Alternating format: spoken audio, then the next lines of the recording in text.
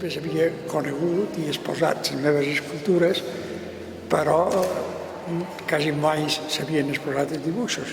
Quan vaig fer l'antològica en el Casal Soderí, hi havia escultures, però ni un dibuix. I sempre he enyorat que arribés aquest moment en què pogués fer una exposició que el dibuix fos predominant. En aquesta exposició hi ha dibuixos des que jo vaig començar. Després de sortir d'Arts i Ofici vaig començar a la Misericòrdia, vaig demanar permís i hi ha una sèrie de dibuixos que són la gent que realment vivia aquí.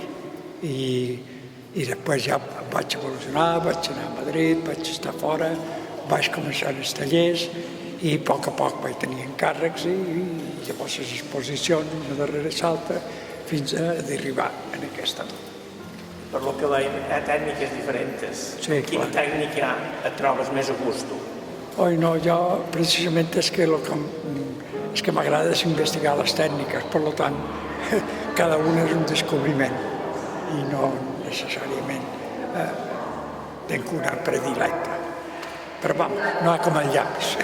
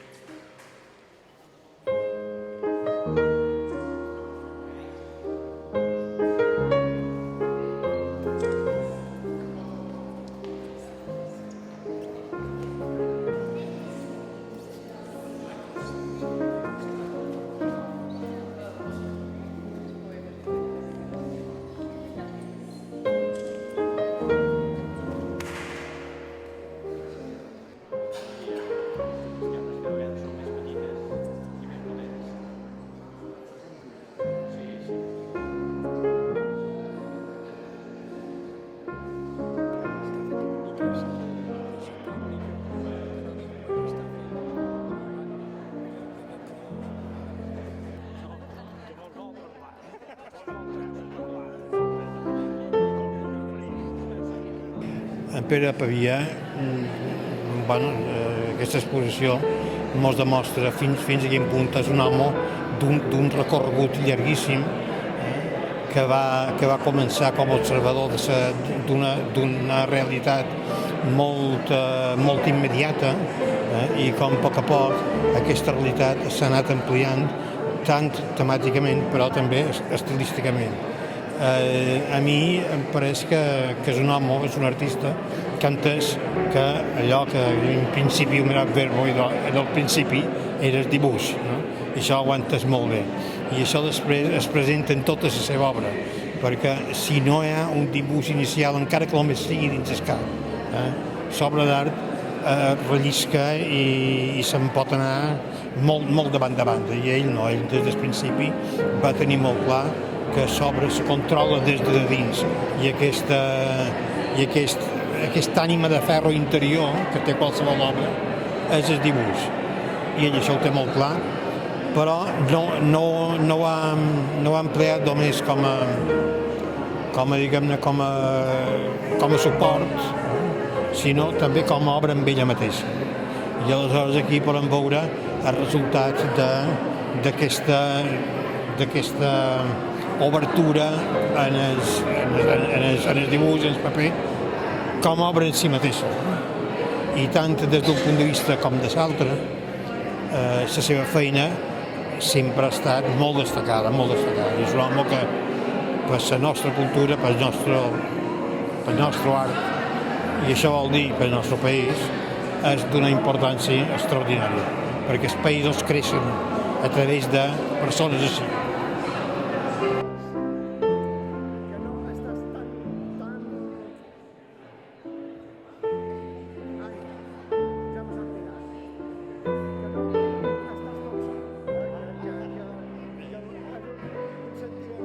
Aquí se veu una creativitat i una capacitat d'evolució tremenda d'un home que ara té 88 anys i encara se podria dir que és un jove treballant per aquestes darreres obres de Cesària Blanca, que són una meravella.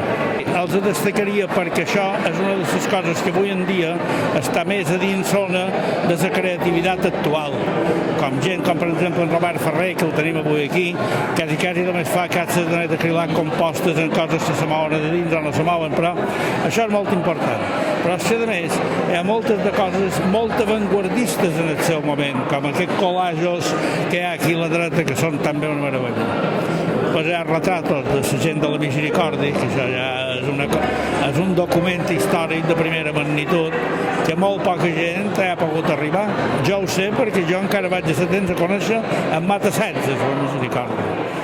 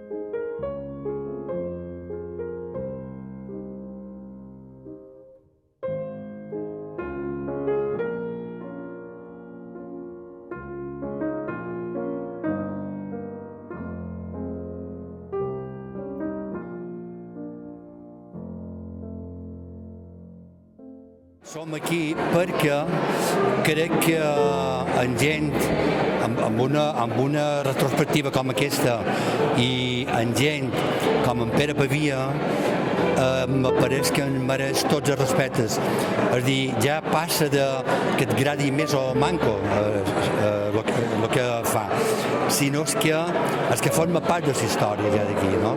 És a dir, aquesta manera d'enfocar tota la vida d'un home que ja té 80 anys i que ha viscut a Mallorca desenvolupant una feina amb escultura, amb pintura, jo crec que